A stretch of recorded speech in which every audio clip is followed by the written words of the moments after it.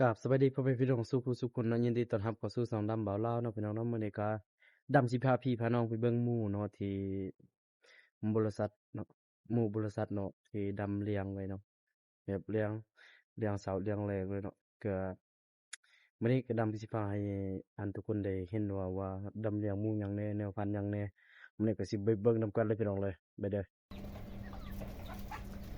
นี่เนาะพี่น้องเนาะหมู่ตัวที่นำเรียงเนาะอันนี้จะเป็นกอกหมู่เนาะนำไปเกลือหมู่เนาะตอนนี้เนาะพี่น้องเนาะ อันนี้ขอกบนเอาไว้ปะหำนะครับอันนี้อ่างน้ำแบบเอาไว้หมูอาบน้ำอาบในใช่นะอ่างกับ3 มื้อ 4 มื้อกำลังเท่านึงอันนี้ส่วนเป็ดไก่เนี่ยบ่แม่นของบริษัทเด้ออันนี้นะครับมันจะหมูของบริษัทแล้วก็แบะ5 ตัวพี่น้องงัวตัวหนึงอันนี้หมูเนี่ยฟันเนี่ยฟันหมูป่าพี่น้องหมูป่าสดเลยพี่น้องตัวนี้นี่อึสนี่พี่น้องไปนี่ป้อตัว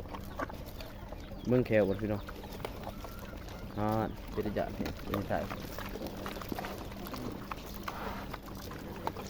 หมูป่าสดได้พี่น้องตัวนี้นี่หมูลาดเนาะมันอันนี้จะหมูลาดเนาะพี่น้องหมูลาดเกลือ2 ถังเนี่ยบ่พอได้พี่น้องเลยแต่ว่าเฮากับบ่ได้เกลืออีกเนาะบ่ได้ก้อยห้ำให้มันกินอีกก็สำนี้พอเนาะพี่น้องเนาะได้คานเห็ดหลาย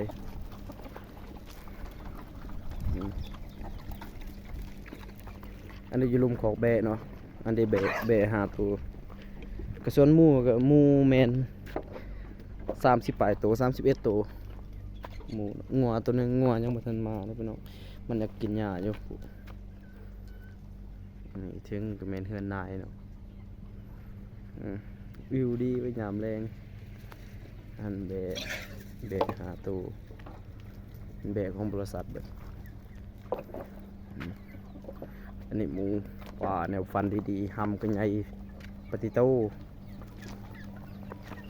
หมูลาดกับแนวฟันหมูป่าอยากได้ลูกมันเลยลูกมันหน่อยเบิ่งเลยหมดเลยถ่ายลูกนี่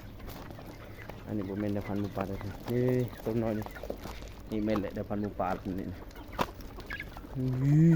ขากลายสำหรับคลิปนี้ก็ไปสิจบเพียงเท่านี้เนาะพี่น้องเนาะก็มักบ่มักอย่าลืมกดไลค์กดแชร์เพื่อเป็นกำลังใจในคลิปต่อไปเด้อพี่น้องเด้อ let's go ไปกัน